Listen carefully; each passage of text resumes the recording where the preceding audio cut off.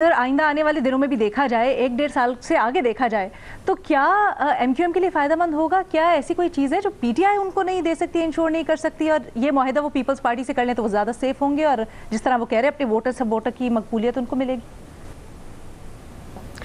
अलीना, जैसे अभी महबिल ने कहा कि पीपल्स पार्टी वाले ये बयान दे रहे हैं कि वोट ऑफ नो कॉन्फिडेंस से हमारे इस इत्तेहाद का या जो भी अरेंजमेंट हम करना चाहते हैं एमक्यूएम के साथ सिंध की बेहतरी के लिए, कराची की बेहतरी के लिए, उसका वोट ऑफ नो कॉन्फ्रेंस से कोई ताल्लुक नहीं है। मैंने सुना है, ये सईद गनी साहब ने भी कहा है, बिलावल भुट्टो ज़रदारी साहब ने भी कहा है, मेरे ख्याल से एक मजाक है और कुछ नहीं है।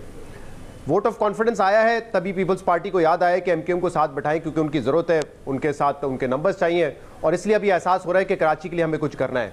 वरना आप देखें जो लोकल गवर्नमेंट एक्ट है वो 2013 में आया था। उस वक्त से एमक्यूएम एहतजाज कर रही थी कि आपने जो पावर्स हैं, जो मेयर के पावर्स हैं, जो लोकल गवर्नमेंट के पावर्स हैं, वो आपने छीन लिए हैं। 2013 में हुआ था, 2015 में इलेक्शन हुए, 5 साल वसीम अख्तर साहब मेयर रहे, इख्तियारात का रोना रोते रहे, पीपल्स पार्टी के कान पे जू तक नहीं रहेंगी, कुछ नहीं किया गया। फिर तरमीम की गई, उसमें मजीद इख्तियारात एमक्यूएम ने कहा जो थे वो भी वापस ले लिए गए। एहतजाज किया, आपको पता है ना फिर क्या हुआ सिंध हाउस के बाहर, वहां पे डंडे पड़े, सिंध चीफ मिनिस्टर हाउस के बाहर कराची में एमक्यूएम के एमपी को डंडे पड़े। हाँ, तो कोई अगर ये आकर कहता है कि पीपल्स पार्टी ये सिर्फ इसलिए कर रही है ताकि कराची की बेहतरी हो और वो एक लॉन्ग टर्म अरेंजमेंट चाहते हैं ताकि कराची की बेहतरी हो, सिंध की बेहतरी हो, मुझे नहीं लगता इसका कोई ताल्लुक है। आज एमक्यूएम ये ऐलान कर दे कि हम हुकूमत के साथ खड़े रहेंगे, ये सारी बातचीत आप देखेंगे फिजल आउट हो जाएगी कुछ ही हफ्तों में।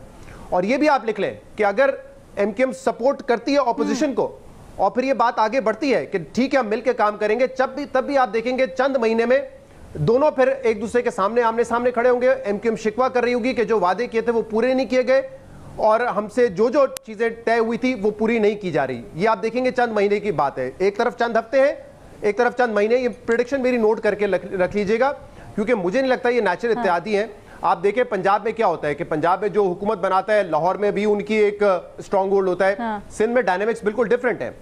एमक्यूएम कराची से वोट लेके जाती है लेकिन और कराची आपको पता है कि टैक्स वगैरह भी ज्यादा देता है, सारी चीजें हैं, लेकिन सिंध में वो हुकूमत बना नहीं सकते। इसलिए सारा झगड़ा ये होता है कि इख्तियारात किसने अपने पास रखने हैं, क्या हमने मकामी हुकूमत को देने हैं या हमने सूबाई हुकूमत के पास रखने हैं। और बदकिस्मती से ये दोनों पार्टीज काफी हद तक लसानियत से आगे बढ़ नहीं सकी हैं, तो इसीलिए ये जो डिवीजन है ये रहेगा अपनी जगह पर। तो अगर वोट ऑफ कॉन्फिडेंस पे एमक्यूएम खड़ी होती है हुकूमत के साथ, ये सुन लीजिए एक दफा, हुकूमत के साथ खड़ी होती है तो चंद हफ्ते में आप देखेंगे ये सारी बातचीत फिजल आउट हो जाएगी।